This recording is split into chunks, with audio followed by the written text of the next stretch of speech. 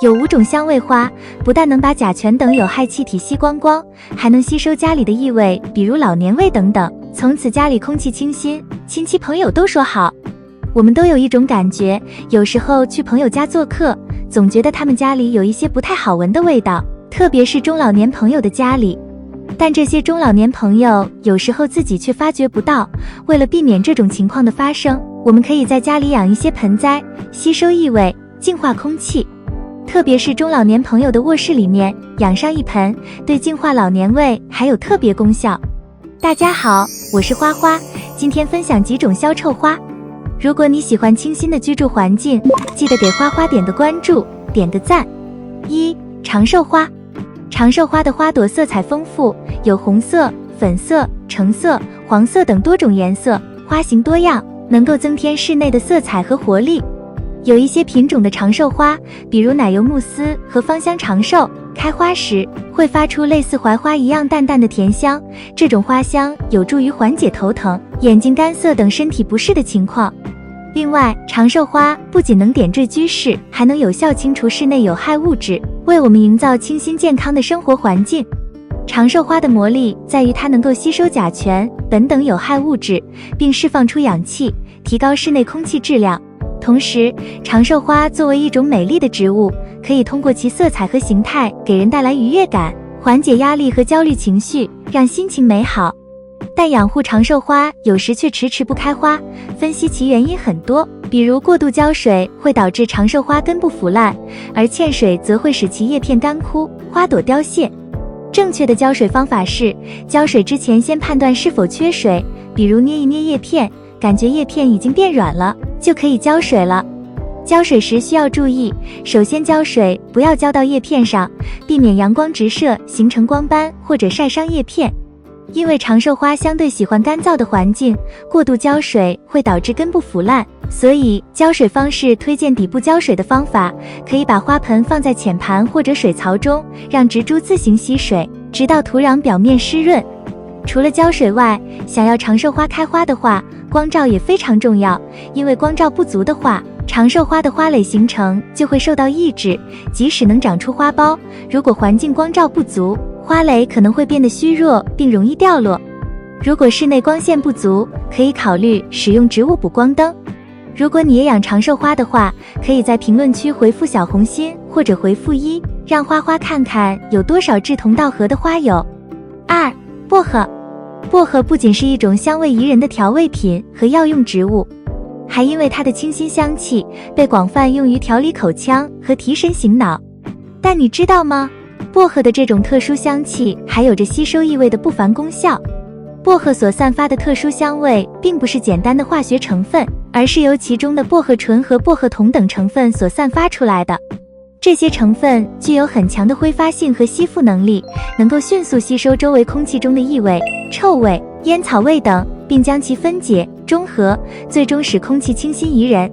研究表明，薄荷植物在生长过程中不仅能够通过其叶片上的气孔吸收二氧化碳，释放氧气，还能通过根部吸收土壤中的有机物质和化学物质。这种生理特性使得薄荷成为了一个出色的空气净化剂。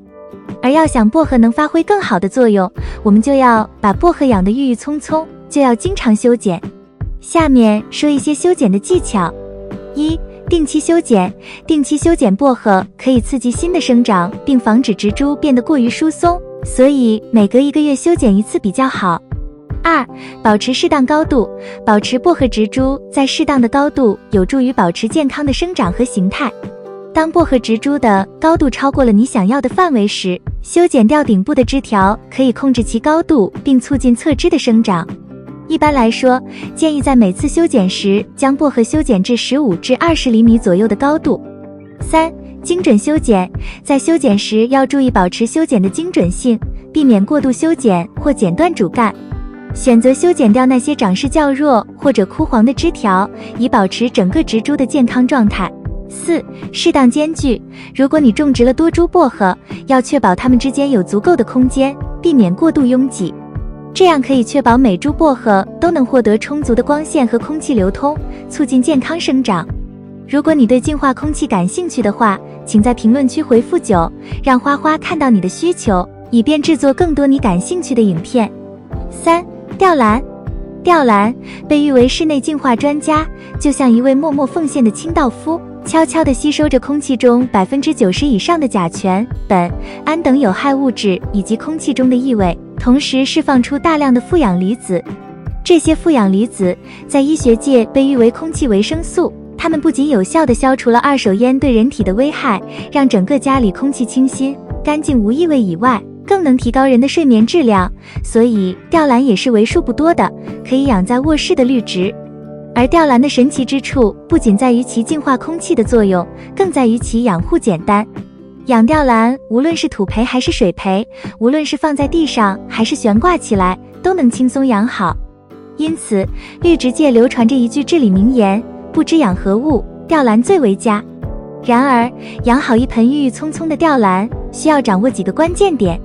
首先要留意散射光，它指的是那些阳光照不到的角落。在吊兰的世界里，这些角落也需要阳光的滋润，因此我们要用心布置，确保光线充足而不刺眼。其次，勤喷水是养护吊兰的必备环节。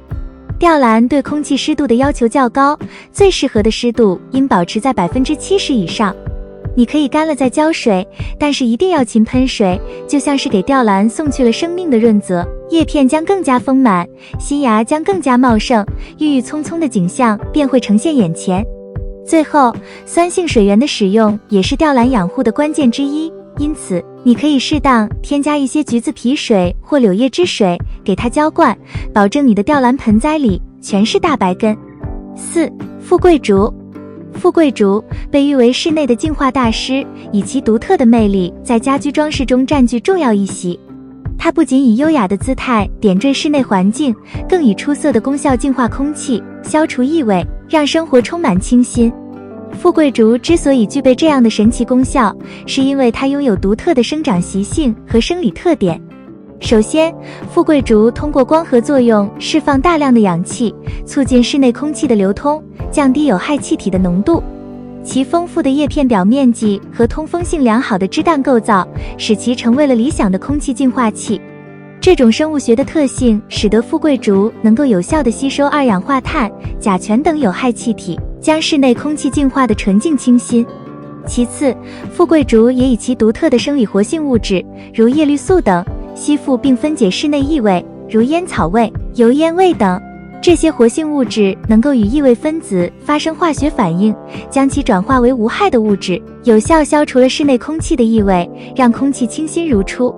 富贵竹还好在水培也可以养护得很好，下面就简单说说富贵竹的水培技巧。首先，容器要选择透明的，这样方便观察水质和根系的生长情况。容器的口径以偏宽的为宜，然后我们把健康的富贵竹放入容器内。需要注意的是，芽眼一定要在水面之上，否则很难存活。水培富贵竹的水需要更换，如果水质不再清澈的时候，就可以换新的水进去。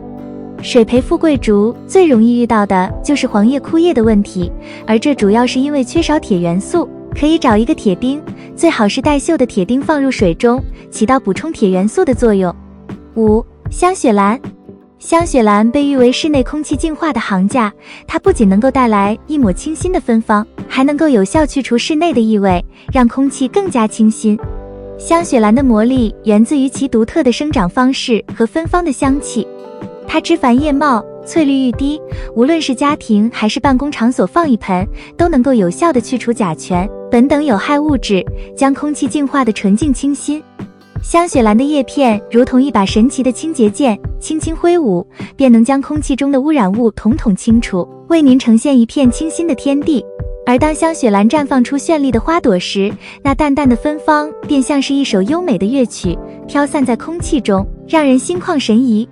它的花香清新而持久，仿佛一缕幽香，轻轻萦绕在您的生活空间里，带来一份舒适和惬意。而想要一直都有香雪兰的花香的话，种植的香雪兰需要保持在15至18摄氏度之间较冷的环境中，才能让根系更好的生根。若是要促使花芽分化，则需要将温度控制在12至15摄氏度之间。等到花芽分化出来以后，温度在18至20摄氏度之间，能让花序保持最快的生长速度，促进花朵开放。再者，对于生长初期的香雪兰幼苗，需要好好的管理光照才行。在生长出第一片叶子之前，要适当的遮阴，促进根系的发育。